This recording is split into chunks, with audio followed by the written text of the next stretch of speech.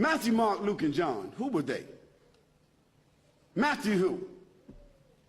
Mark who? Luke who? And John who? What were their last names? When did they write? Did they know Jesus Christ? Did they walk with Jesus Christ? Did they eat with Jesus Christ? Did they talk with Jesus Christ? Did they even meet Jesus Christ? The answer is no, no, no, no. Conclusively. The earliest of them that wrote 40 years after Jesus Christ, so they never met him. The last of them wrote 80 years after Jesus Christ, never met him. The other thing is, all of them seem to have written the gospel according to. Now, when you write a letter, do you sign it according to? According to is the third party. If Joanne or Jackie or Bobby or Johnny told me something and I wrote it, I would say according to Joanne, Jackie, Bobby, or Ronnie, according to. But those four people would not write a letter and in front of it say Jackie according to Jackie and not even write her last name. Because if Jackie wrote me a check and only said Jackie, I couldn't cash it. And if I was a policeman and I stopped Jackie on the road and she had a license that only said Jackie, she's going to jail.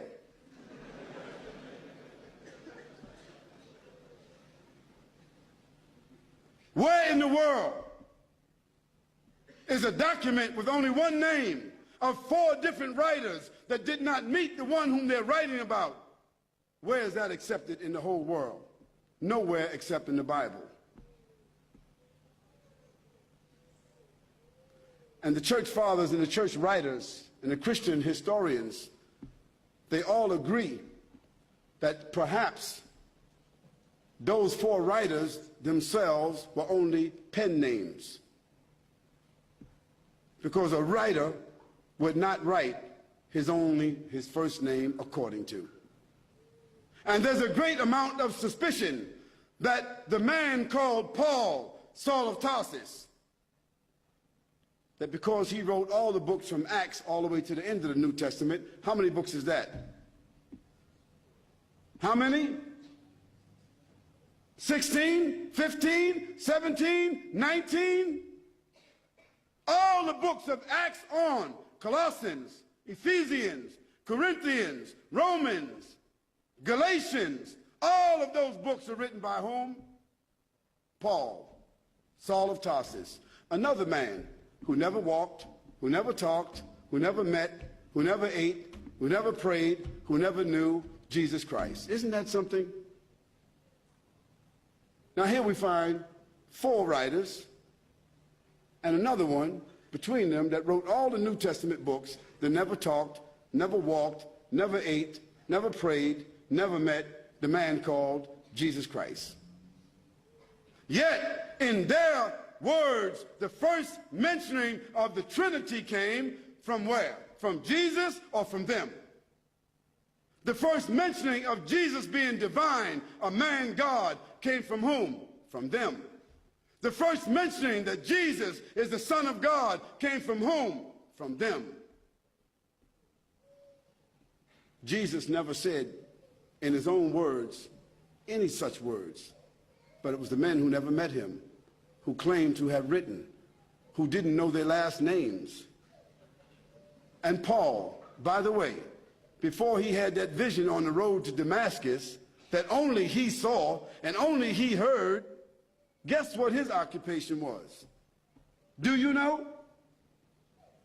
He was a bounty hunter, a hunter of Christians, hunting them down like animals, binding them and bringing them to where? To Rome so that they could be executed. Now, if Hitler, after killing thousands of Jews, said that on the road to Berlin, he had a vision that he was named an apostle to the Jews, and he wrote 20 books that all the Jews are supposed to follow, Do you think they would be following that book? I don't understand how people just don't read history. This is not what Khalid said, so don't get angry with me. This is your own scripture, your own Bible scholars, the own church fathers. All of them agree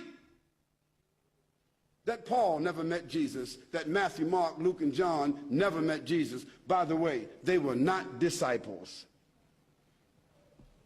Nor were they walkers and talkers of the disciples. They were just writers and historians.